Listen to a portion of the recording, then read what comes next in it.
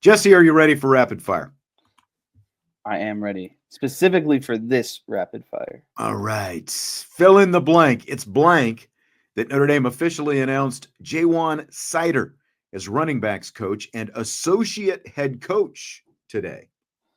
I think it's pretty electric, to be honest with you, at the end of the day, because, losing someone like Dylan McCullough isn't easy, especially, given the track record and the projection of this running back room over the last couple of years and the current talent that sits in it. But, if there's anyone to replace, I mean, he's the guy, right? Like, if you want to feel like you're not taking a step down and can continue to excel, then this is exactly the guy that you want. And I think another big part of this is giving him the associate head coach position as well. I think that means something because it makes the move, more lucrative. It doesn't seem like you're just going from running back coach to running back coach. You are doing something to kind of give a promotion at the same time. And so, you combine that with, again, his ability to recruit because of the running backs we've seen come through Penn State, his ability to develop running backs, and again, not feeling like Notre Dame has kind of regressed at the position coach. I think that this is electric and an overall a home run. We knew that it was going to happen. It's been less than a week since he took that picture flying over Notre Dame, a snow-covered Notre Dame Stadium, so we knew that it was recent when he was flying into South Bend and posted that to his Instagram account. And now it's official and all the things you said. I mean, they went out and they essentially had the guy that you could argue was the best running backs coach in the country. He goes to the NFL, and now you've got a guy who, again, you can argue is the best running backs coach in the country. So you got a lot of quality. He's still young. He's only 47 years old. And the big piece of it was what you were kind of, talking about there at the end. He was co-offensive coordinator at Penn State. So to me, one of the questions was, what was the extra title? What was the extra responsibility that was going to come with the move to Notre Dame? And it's associate head coach, so he's got more than just leaving Penn State and coming to Notre Dame to be another running backs coach. He's associate head coach. And, again, you're going to get a quality recruiter and a guy who can develop guys as well. So again, it's like we've known this was going to happen. They make it official today. My biggest question, what was the title going to be? And so he's going to be running backs coach and associate head coach. So he's going to have some extra responsibilities on top of just coaching and recruiting his position. So we've got a long way to go, of course, until the actual start of the football season. But the start of spring practice, 1 month from today, March 18th, is when it starts. Jason Onye expected to be back with the Irish this spring after he missed the last 11 games of the season for personal reasons. What should the realistic expectations for Jason Onye be? I think realistic expectations for Jason Onye is a guy who can be a reliable, depth member amongst that defensive line. And I don't say depth in terms of derogatory. I mean, literally a guy, we know the defensive line is constantly rotating. It's, again, the best way I can give an analogy is the way that you see line changes in hockey, right? You're constantly kind of swapping guys in and out, and you have to have, talent at the first, second, and third string level. So I don't think the expectation is that Onye is going to be this, great starter and have an impact like Riley Mills and Howard Cross and etc. But I think that he could be a reliable guy at the 2 or 3 deep that's going to give you a lot of production. DK says Heisman for Onye. Well, he is well rested. I don't know about Heisman, though. I mean, to me, he needs to be battling for that number one. So, you got to hope that he's, put the stuff that kept him off the field behind, and he's focused and he's ready to go. He's in the right space and healthy and everything, like actual physical health was not a thing, but, it's like, the other aspect, mental and beyond. I think that, you want him to be in the right place as far as that goes, but physically as well. Like, this is a guy who's going into his 5th year now with Notre Dame. And he's come on the last couple of years, and we really thought that he was going to be a major contributor. And when you've lost guys like Riley Mills and you've lost guys like Howard Cross, even though you've added a couple of guys via the portal, we this is a guy who they need to be able to lean on. Like that's the kind of guy that Onye is. Again, like going into his 5th year, he needs to be competing, at the very least competing for the top spot there at defensive tackle, and making sure that he is part of that 2-deep rotation on game day, because he's a physical presence and he can be, a major factor on this team, on a team that's going to need him in 2025. Oh yeah, there is definitely a glaring hole, and if there is no better opportunity, I think, for Jason Onye, especially if he can, put the issues that he had behind him. I mean, the world and this opportunity is his oyster, right? Like, he can make of it what he wants, and I do agree. I think that he should be a guy pushing for that number 1 spot, but if it doesn't happen, again, I don't think there's anything wrong with him being a 2-deep guy who's rotating in and having an impact still. Yeah. John says Onye is the most physically tooled up defensive tackle we've had since Jerry Tillery. I mean, I think that, he definitely is in that conversation. I would put Riley Mills in that conversation as well. Mills obviously in a different way. Mills obviously bigger, thicker, stronger all the way around, but like in a twitchy matter, I would definitely put him in that Jerry Tillery conversation with the skill set that Jason Onye brings to the table. So Zack Martin, Jesse, says he wishes Notre Dame Stadium still had grass. Do you buy or sell it? This is a huge buy for me. School field, the field I played on when I was in high school was all grass. I played on a turf field in college. A lot of the teams we played also were on turf fields. I just don't like it, especially, as a defensive player. Maybe as offensive, you feel like you're running faster and you can probably cut better. But defensively, there's nothing better to me than, digging your feet into the grass and being able to leverage your body into a tackle. And then also when you tackle someone, it's just much nicer to come down on some nice grass than it is, turf. And I get it, you're playing football, but like the turf burn and, all that stuff, it's just more, to me, when I think of playing football, I don't think of the artificial stuff. I think of the natural. I like that the MLB, forces their teams to go all grass, basically. So that's my preference. Bill Belichick got North Carolina to rip up the turf. They went back to grass. I don't even think they had grass that long out there before they went back. I think in a perfect world you would, but I think that with this expanded playoff and the fact that December home games are on the table, I think it is much easier, upkeep and being able to keep a consistent playing surface with turf compared to grass. I think the most famous incident, it's crazy that it's been almost 20 years ago at this point, but, like with Pete Carroll complaining about the tall grass and all that kind of stuff when USC came out of here for the Bush Push game in 2005, and Charlie Weiss talked about it afterwards. Like, when the weather starts turning in this part of the country, it's hard upkeep, but to keep an actual grass surface out there, unless you're literally rolling in new turf, new grass, resodding for every home game, I think, once you get to this part in the year. So I think in a perfect world, yeah, you'd play grass, but I think that because of just the changing nature of college football and the fact that you got to host some games potentially in December, you're going to keep the turf out there. Yeah, I think the turf is better for maintenance. It's probably proven to be, lower cost because of said maintenance. So, I get it, but again, if none of those things were a factor and we could lay down a perfect grass field every week, I think you got to give me grass every time. Yeah, Michael says the field used to look like trash. I don't know if I go so far as straight up trash, but you do have a more consistent visual with that artificial turf out there compared to grass as well.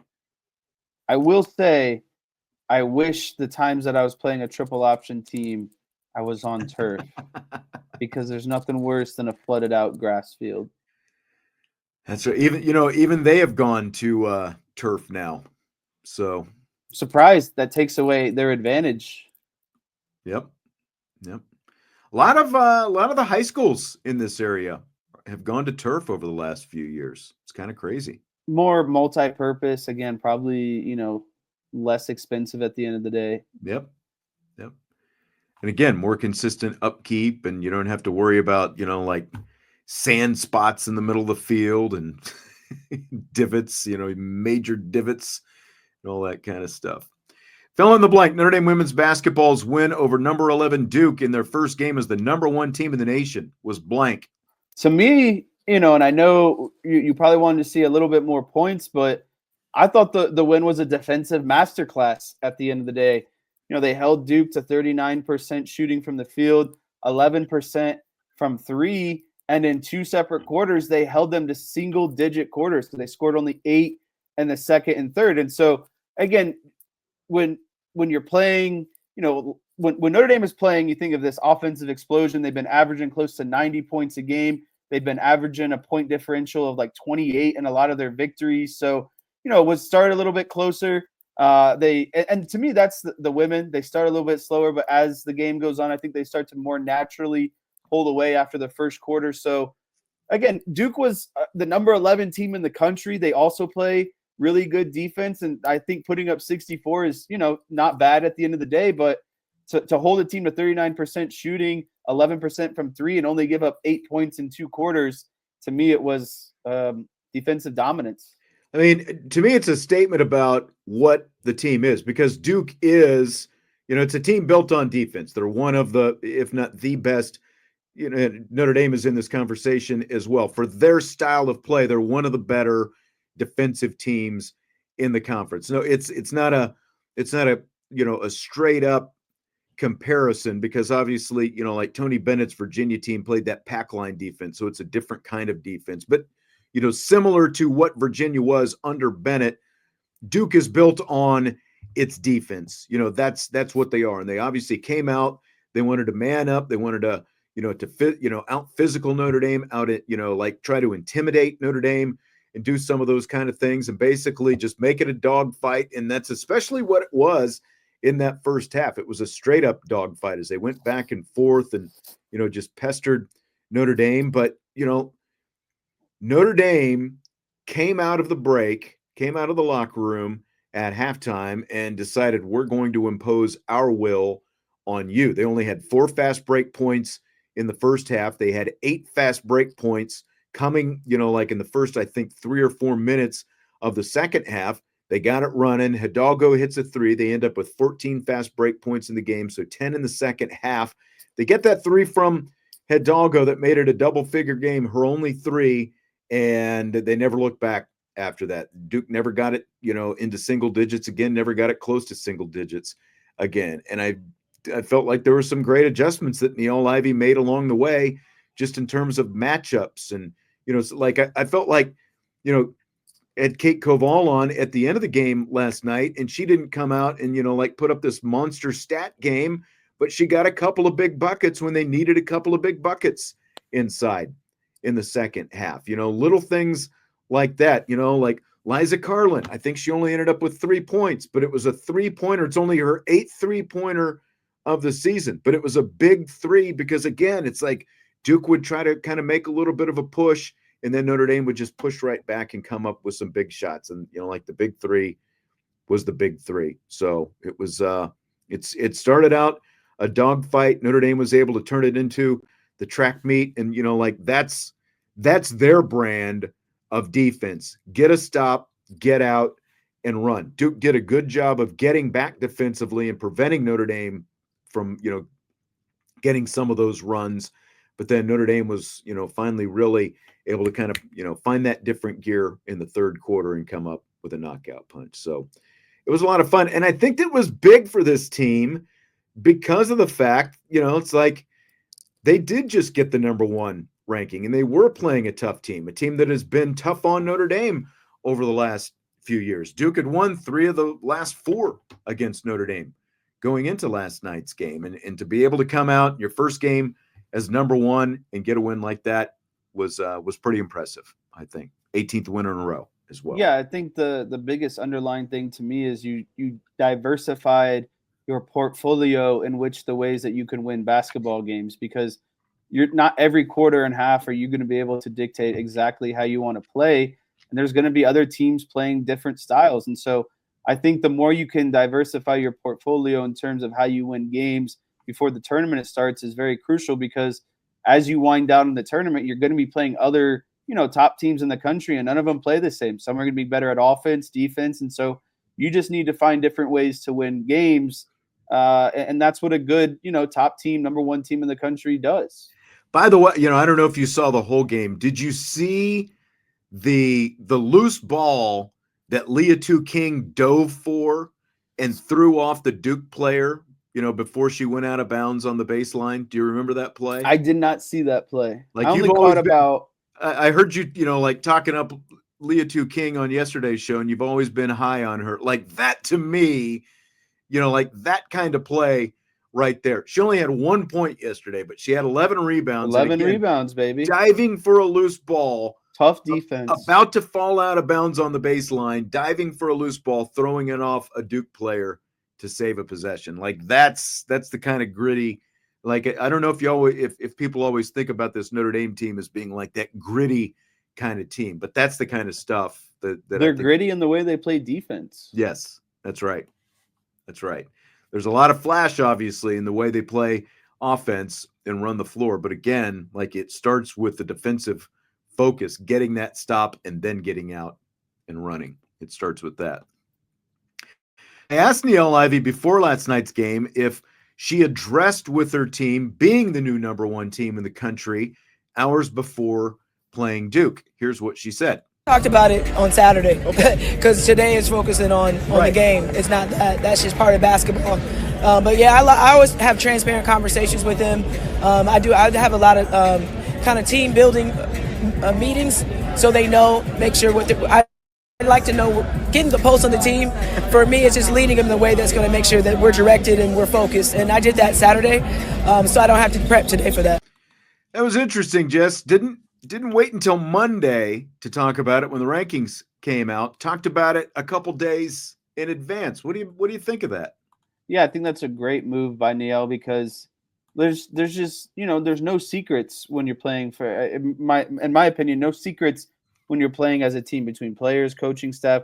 There has to be 100% transparency, and so being upfront about it and getting it quote unquote out of the way, I think is better than kind of just dropping that news on them, during shoot around or, pre-practice before a game. And then now they have to deal with all of those, emotions, whether it be excitement, kind of doubt, nervousness, because you're going in. Now you're playing the number 11 team at home. I think getting it out of the way allows them to kind of process all those emotions. And now, like she said, we're focused on game day of operations and not, anything else. And allowing kind of outside influence. Right. And talking to, because they knew that they were going to have a chance to go to number 1 because they were number 2 last week. And then USC last Thursday night, the same night Notre Dame beat Pittsburgh, USC knocks off number 1 UCLA. So, like, she had a couple days, like, she knew that there was a chance it was going to happen. So obviously, that's how she addressed it. Like, there's a really good chance that Monday these polls are going to come out, but we're not going to worry about that on Monday. So there's a good chance it's going to happen. Like, you can be happy about it and you can, celebrate it now, but you still got a couple of days before the game. And then you get to game day and you're not even thinking about that stuff. Polls come out by then. It's like, whatever, whatever you're ranked. It's Monday now. It's game day and we've got to focus on this game. So I thought it was like, I hadn't really thought about it until she said it like that. But I think it makes a lot of sense. You take care of it in advance. Like, this could happen, get it out of the way. And then once game day rolls around, that's all you're focused on. Just like always is game day preparation. So I love it. Joe says, are the ladies holding the longest winning streak in the nation right now? I believe, I know it's the longest active streak right now, because obviously UCLA got beat, in terms of, like Power Four and all that kind of stuff. I'd have to look and see, like in terms of smaller conferences and all that kind of thing. But in terms of the Power Four, yes, they are. Okay, so you guys talked yesterday about Micah Shrewsberry's viral post-game rant. There's some people who think the rant was a bit contrived. So I'm going to play it again, and then we'll talk about it. Don't give up on these kids, man. What have they done for people to give up on them? I know if you're not with us because we're losing and you don't want to come watch this, fine. Fine. But do it because of me then. But not these kids, man. They don't deserve that. They don't deserve that. Like, ain't nobody else getting home at 5 a.m. from Boston College and going to class the next day and coming to practice and working out and preparing to play Louisville. Nobody else is doing that. Don't give up on these kids, man. I don't care about anybody's opinion. I know who I am. I know I can coach basketball. And I know I'm turning this program around. So you gave up on me already? I'm going to see you back here. I don't give a damn. Don't give up on these kids. Because we're going to get this thing rolling. I sat there and watched more Louisville fans in here than Notre Dame people. And that's embarrassing. That's embarrassing for me. Because I'm the head coach here. And yes, I got us in this predicament. But don't come back when we're losing or when we're winning. Because we're turning this around, man. You better believe that. Everybody that gave up on me, believe it. Write this date down and believe it. Because we're going to get this thing rolling. I don't care if you gave up on me or not. All right, so there you go, Micah Shrewsberry. And again, I know you guys talked about it yesterday. So do you buy or sell the, it was contrived on Micah Shrewsberry's part? So I got to call a timeout here first because I don't know why you're using big words like contrived. Like, I know what that word means. Do you have I Google? Googled it. I'm just letting you know. I don't know why you put that word in the question. Like, I would know what that word means. Deliberately created rather than arising naturally. Yeah, it's not authentic. It's inauthentic, basically, right? Like, right. I get it now. I'm just saying that's a big word for my lack of vocabulary. But nonetheless, I don't think it's contrived at all. If anything, it felt like a little bit rambly, but the emotions, the anger, all of that stuff, I don't think that's contrived. I think the only thing that would be contrived, and I'm going to start saying contrived a ton now because I feel like it makes me a lot smarter. The only thing that I thought was potentially contrived was like the swipe of the mic at the end. That's the only part where I was like, when he gets up and he's like, "Get out of my way, microphone." Yeah, I think that's where he's like, you know what? I'm going to just get this microphone out of here and put the exclamation on it. But like, again, I don't think what he was saying, I don't think the emotions, putting his foot down, drawing the line in the sand, saying, remember this date. I don't think that's contrived. I think it was a boiling point. And he was, ultimately trying to prove a point of, I know we've been struggling. Quit asking me about it. Quit ask me more productive questions, essentially, because I'm tired of giving you the same answer over and over. We've been bad. I know we've been bad. And that's on me. So let's move on. And again, I think he was kind of talking himself up in this response and getting more and more angry. And then was like, you know what? I'm done with this. I'm out of here. But I liked it. I loved it, to be honest with you. And I said it yesterday. I'd rather see a coach do that than sit back and sulk or, put up a couple excuses when he's asked questions. He owned it. And he said it's going to change because of him. Yeah. And I mean, if it was contrived, it was only to the point of, like, I feel like when you're having a season like they're having, you've got so many close losses and just losses in general, but especially the close ones, those do start to accumulate. Those do take their toll.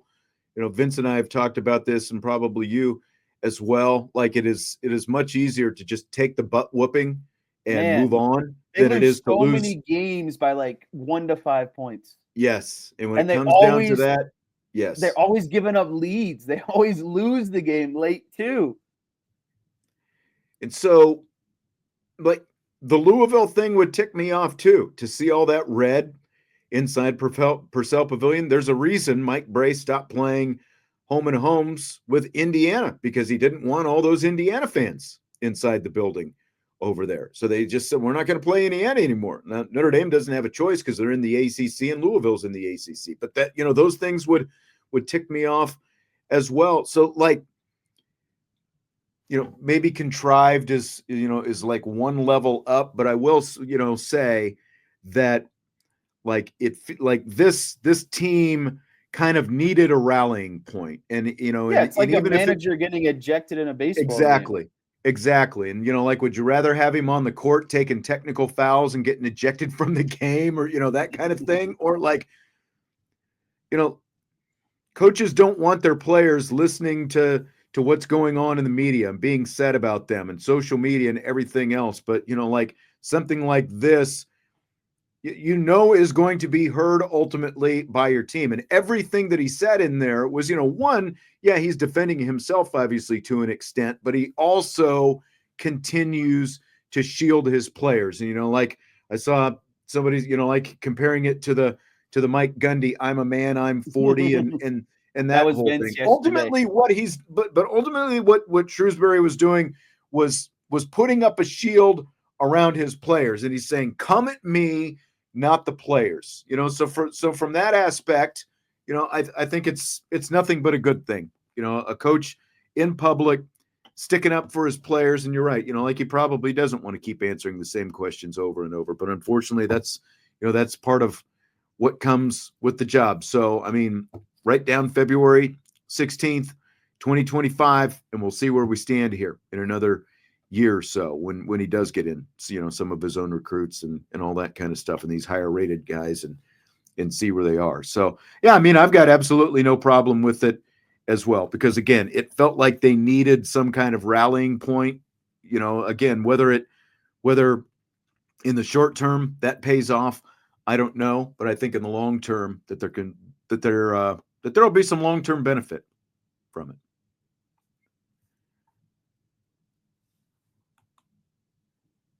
TD4ND, what is the record before and after Marcus Burton returned? Well, unfortunately,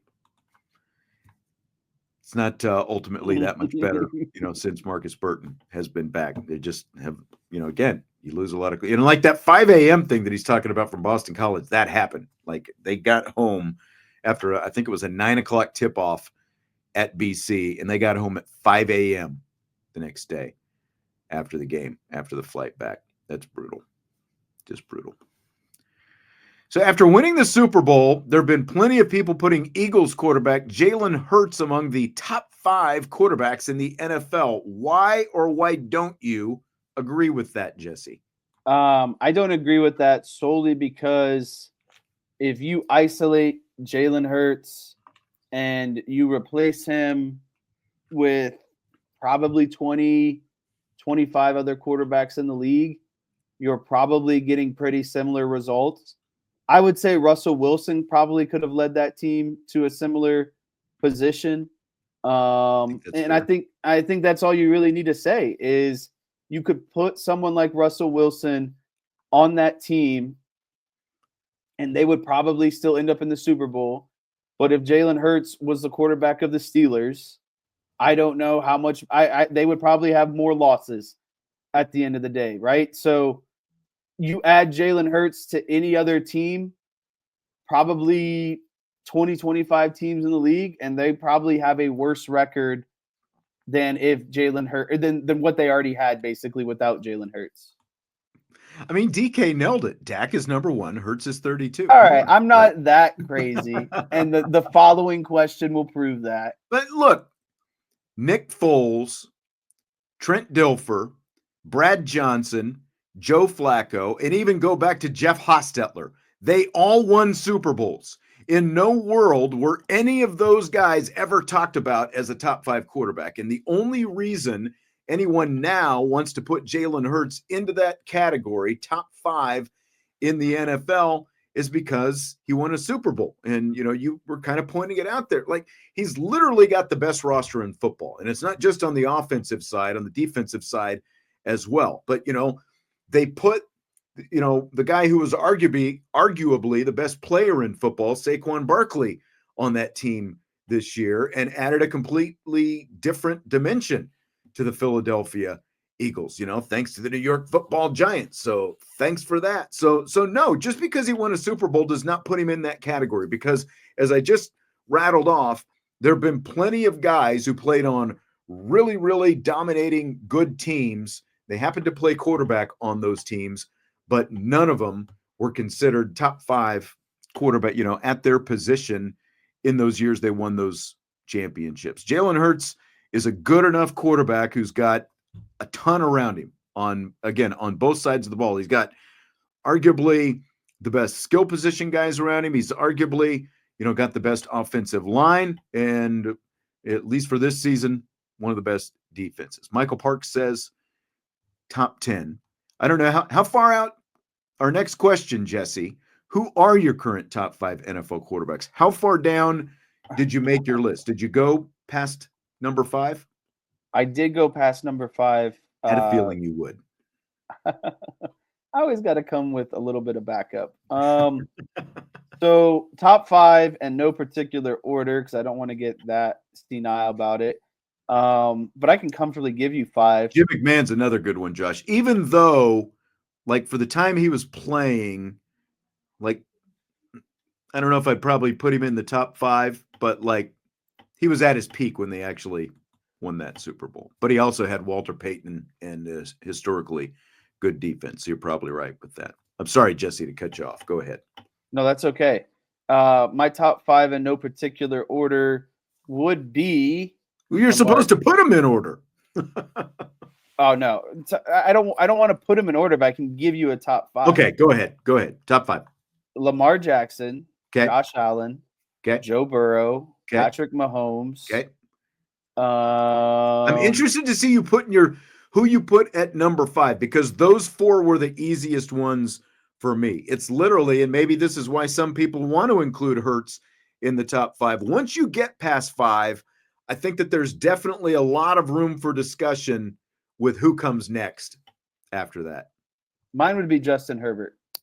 That's who I've got actually as well. I put Justin Herbert in there. And I think that as that roster gets a little bit better over these next couple of years, a lot more people are going to start talking about Justin Herbert in that conversation. Stymie says Aaron Rodgers. This ain't 10 years ago.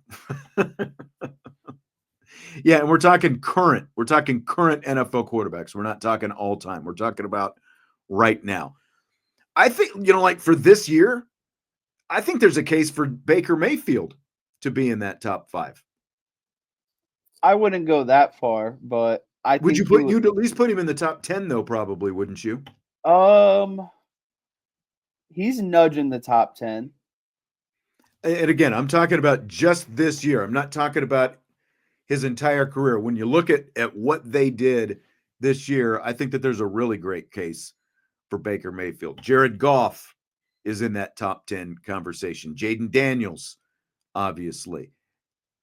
And I would put Dak in that top 10 as well. I realize a lot of people want to hate on Dak. Remember, he was out for more than half the year this year. And look, if we want to compare Dak to Jalen Hurts, the rosters, there's not even a comparison with what, the Cowboys are playing with and what the Eagles are playing with in terms of what the rosters look like. And I think this is also important to remember.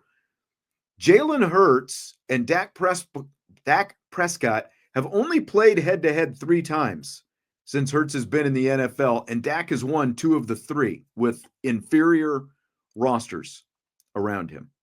Dak has won 2 of the 3 Cowboys-Eagles meetings when both he and Jalen Hurts have played. Andy Dalton actually won a game head-to-head against Jalen Hurts. Think about that. I did forget about that. Yeah, I mean, Jaden Daniels would be in my top 10. Jared Goff would be in my top 10. I think Baker Mayfield would probably be around number 10 for me as well. Jordan Love is always a candidate. CJ Stroud, I think, is a candidate.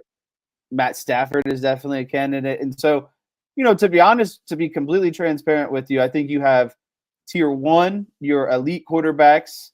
You have your tier 2, your almost elite or, very good quarterbacks. And then after that, it's just kind of everyone else. And I think Jalen Hurts falls in tier 3 of those tiers. He's not elite. I don't think he's close to being elite or very good. He's just kind of there. He's an average quarterback. He's the remainder of the NFL quarterbacks. You put him on the Indianapolis Colts, and they're maybe 2 wins better. Exactly. Than what they've got. That's it. But, again, like I feel like in that 4 through probably 8, like Herbert, Mayfield, Goff, Jaden Daniels, again, I've got Daniels at number 8, but it's really going to come down to preference and probably, your personal bias one way or the other, like what you think of those guys, what you think of one guy compared to the other, because Goff obviously, has a pretty good roster himself, of skill guys around him, but it's not quite at the level that the Philadelphia Eagles have, especially when you factor in the offensive line that he's got in front of him.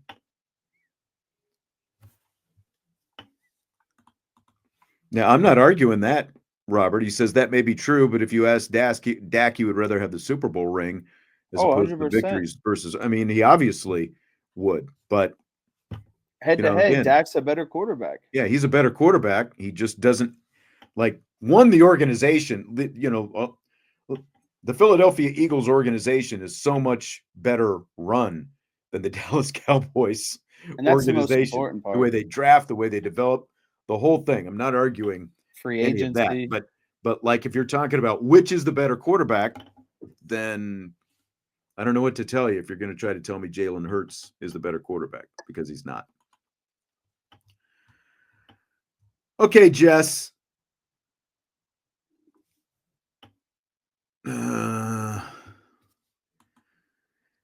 Yeah, this is the Riley Leonard argument, obviously. Philly is obviously an Eagles fan. He says you guys are only going by aesthetics. Hurts doesn't look cool throwing the ball. Look, he's just literally got both sides of the ball, the best roster in the NFL. That's why they won games. They didn't win games because of Jalen Hurts. They won games because they've got a ton of talent, and he was good enough. I wouldn't go so far as to call him game manager, because I don't think he's that. But he was good enough to get them where they needed to go, and they were great on both sides of the ball. That's what it comes down to. Yeah, majority of his touchdowns came from having his butt pushed into the end zone. Yep. Yeah, that's part of that as well. So just beginning with this spring, the 2025 ACC Baseball Championship, all 16 ACC baseball teams are going to compete in a single elimination conference tournament. The ACC had used a round-robin style play format of 12 teams for several years, but they've expanded the tournament after the additions of Cal, Stanford, and SMU to the conference. So with the new format, the top 4 seeds are going to get a first-round bye, and they'll actually go straight to the quarterfinals. They'll get a double bye into the quarterfinal round. Seeds 9 through 16 begin the tournament with 4 first-round games, and again, this is going to be played out single elimination. So do you buy or sell the new single elimination ACC baseball tournament format? Yeah, it's a huge buy for me for a lot of reasons. I think it favors just about everyone. Obviously, the bottom tier teams, because they get an opportunity. The top teams get double buys, so they don't have to worry about potential for knockout. They get to rest. They get to play less games overall. Their starting pitching and bullpen isn't going to get as taxed. So and then there's obviously the middle teams too. So I think it also bodes well to them as well, because it kind of gives them that momentum leading up into some of the better teams of the conference. But pool play is just so unnecessary when you consider college baseball, because during the regular season they basically do a pool play or round robin, because they play these teams 3 times, in weekend series for their conference matchups. So I think there's already enough determined, and I like having the weight on a single elimination, right? I don't think you should be able to kind of bounce back. See, I don't like that, because most conference tournaments, in baseball, are double elimination. Like, I could handle it maybe if the first couple rounds are single elimination And then once you get to the quarterfinals where these teams have had the double buys, then you start making it double elimination. Maybe that makes sense, but I'm not sure I really like the single elimination format, to be quite honest, because that's not typically how baseball is played. Like you get to regionals and super regionals, they're both double elimination. Yeah, but again, I think that makes sense for, more of the high stake games, but just for the conference tournament, you already have such a large sample size of playing all these teams, earlier in the season. I get you don't play everyone, but there's still the teams you are playing, there is a large sample size. So it's like, what is the point of playing them potentially for a, fourth or fifth time, depending on how many times it goes into round robin, essentially. And I get what you're saying. I don't think that it means that much in a conference championship where you've already played so many conference games in the regular season. Right.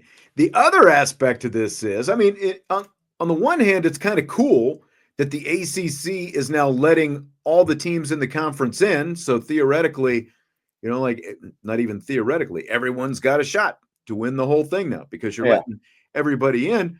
If they're doing it in baseball, why do they have a cutoff in the men's and women's basketball tournaments? They're going to leave, basketball is going to leave 3 teams home. 3 teams are not going to make it in.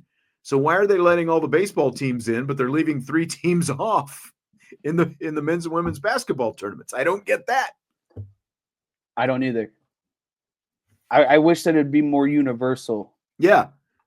Yeah. Especially considering, again, most conference most conference tournaments in baseball that I know of play some kind of double elimination format, whether it's pool play so you can lose multiple whatever, there's some kind of double elimination, but they're going to single elimination. They're letting everybody in. Basketball, which is it's always been single elimination. They're not going to let everybody in the tournament. And it's the ACC, so like you would think of all the conferences historically, the ACC would want all their basketball teams in. We did get a super chat. Thank you for the super chat. Akshat is the name. Isn't the whole issue that the committee can't balance predictive metrics / strength of schedule with resumes? Correct. And again, I don't want to go too deep into this because I feel like we really talked about it, but I think that's where the computer comes into play of balancing a lot of those predictive metrics better than what humans would. And humans, I don't think, understand kind of the weight or gravity of those different metrics and allow them to kind of be overriding factors and not more of a, balanced recipe, essentially. So I think that's all I'd have to say to that. I would like one more final closing statement. If you don't mind. Go ahead. There was a chat by John Zabrowski, and it says new NFL stat. If you could bring that comment up. That buy or sell new NFL stat. No, 2 above that. 2 above that. Oh, there it is.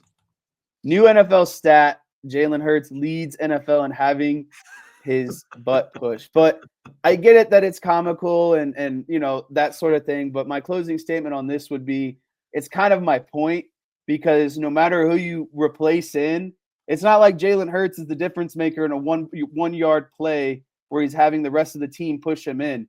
You could put any other quarterback in that situation. I'm tired of hearing about his 600-pound squats, man, because you tell, like Lamar not be squatting 600, or Josh Allen might not be. Josh Allen, I bet, is not too far behind, as big and strong as he is.